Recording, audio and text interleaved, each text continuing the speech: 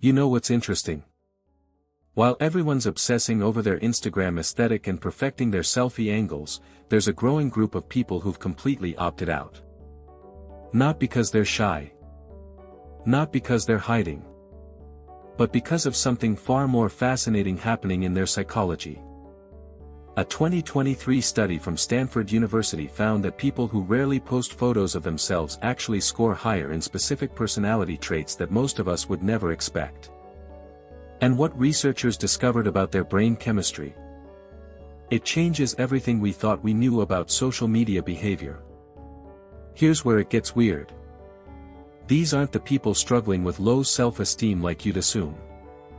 In fact, psychologists at the University of Pennsylvania found the complete opposite. When they measured self-worth independent of external validation, the non-posters consistently scored 34 higher than frequent photo sharers. But why? Think about the last time you posted a photo. What happened next? You checked for likes. Then checked again. Maybe felt a small rush when the notifications came in, or a slight anxiety when they didn't. That's your dopamine system getting hijacked. Dr. Anna Lemke, psychiatrist at Stanford, calls this the dopamine deficit state, where we need external validation just to feel baseline normal. The people who don't post. They've unknowingly protected themselves from this cycle. But there's something even deeper going on. A 2024 study published in the Journal of Social and Clinical Psychology revealed that non-posters show different activation patterns in their prefrontal cortex, the part of your brain responsible for self-awareness and authentic identity formation. Let me tell you about Marcus, a software engineer from Berlin. For 8 years, he was what you'd call an Instagram ghost, active viewer, 0 posts. When researchers interviewed him for a University of Amsterdam study on digital behavior, he said something that stopped them cold. I realized I was living my life twice. Once for real, and once thinking about how to package it for others. That's the split the non-posters have refused. Psychologist Dr. Sherry Turkle from MIT calls it, maintaining a singular authentic self. While most people develop what she terms a performative identity, a curated version designed for audience approval, the non-posters have preserved something increasingly rare, an internal locus of identity. But here's what makes this truly fascinating. According to research from the University of British Columbia, people who don't post photos actually report 41 stronger real-world relationships. Why?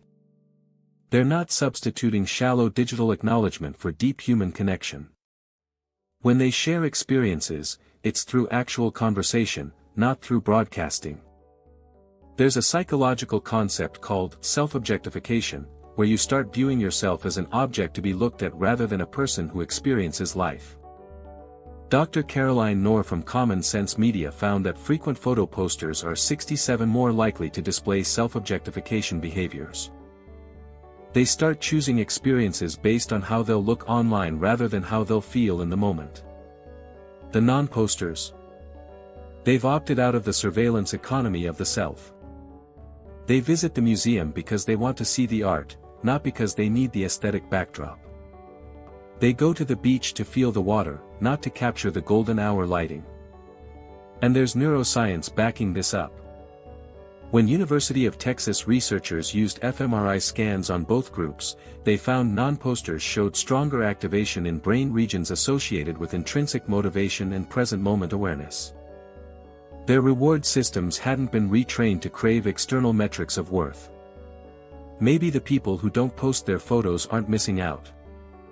Maybe they've figured out something the rest of us are still learning, that the most meaningful version of your life isn't the one that gets the most likes.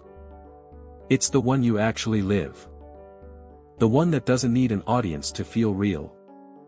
The one that exists in memory and experience, not just in pixels and approval. What they've protected isn't just their privacy. It's their psychology.